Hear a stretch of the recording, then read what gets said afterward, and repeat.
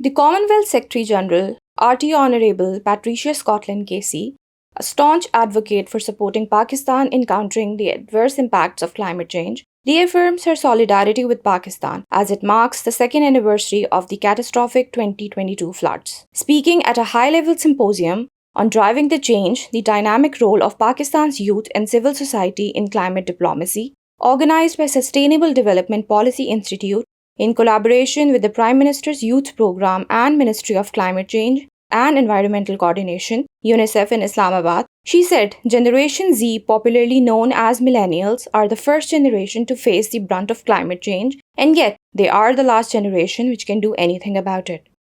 The most important element in this room is not just those from civil society. It's you, the members of this generation who are under the age of 30. It is your energy. It is your courage. It is your acuity that will determine the nature of our future.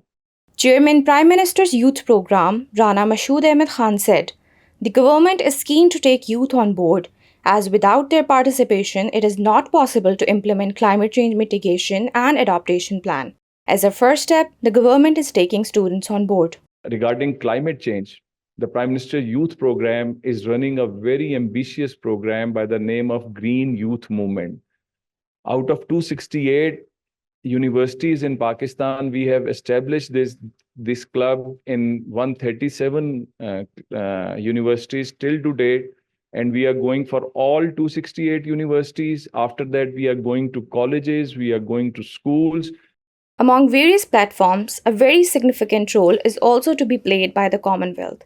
Comprising of 56 member countries with over 2.4 billion people, it places a strong emphasis on empowering youth to take an active role in shaping their future, particularly in the realm of climate action.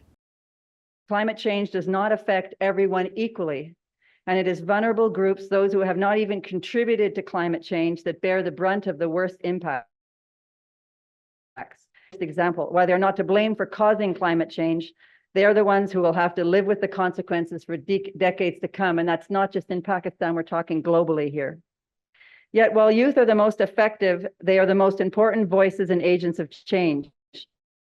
Young people sense the urgency of climate change, which is why they speak out the loudest against it.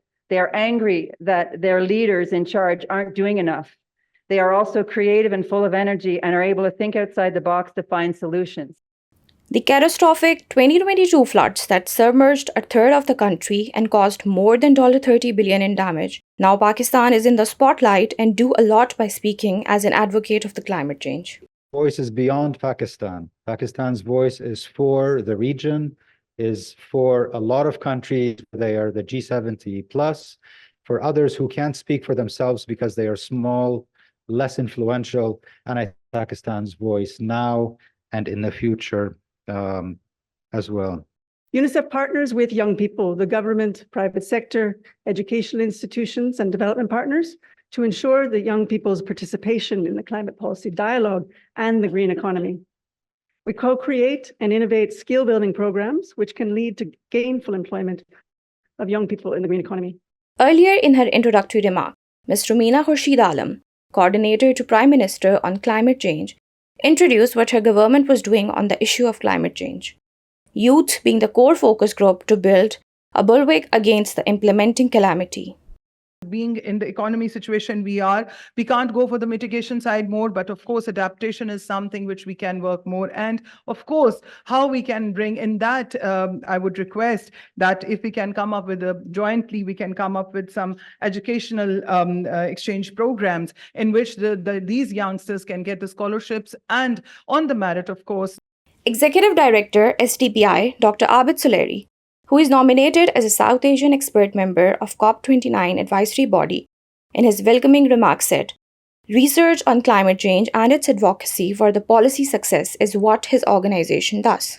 Since last almost 34 years, we now introduce ourselves as shadow government.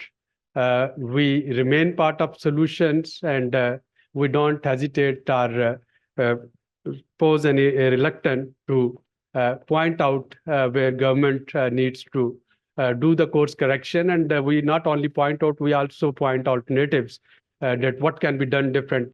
Pakistan's youth and civil society engagement can contribute to shaping policies, commitments, and agreements during COP29, emphasizing their role in driving forward-looking, ambitious agendas such as green entrepreneurship and green growth agenda through Commonwealth's platform. This is the way forward, based on the concept of youth-led climate justice movement and especially through civil society knowledge movement. Amna Arooj for SDTV.